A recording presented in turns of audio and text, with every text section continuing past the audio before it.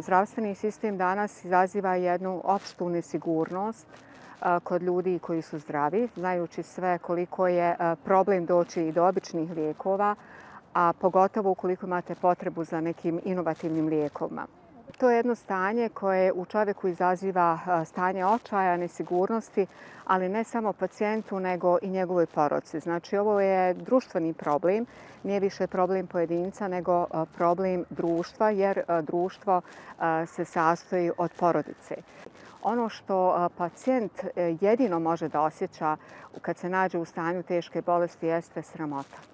Zašto sramota? Iz prostog razloga što to više nije vaš problem. Vi ne možete da ga riješite, nego postajete problem društva, to nikome nije ugodno, a istovremeno želja za životom, želja za življenjem i za kvalitetnim životom je svima u nama onako biološki ugrađena, tako da pacijenti koji imaju potrebu za inovativnim lijekovima i za liječenjem imaju određeni osjećaj upravo srama zato što su bolesni, što je nedopustivo.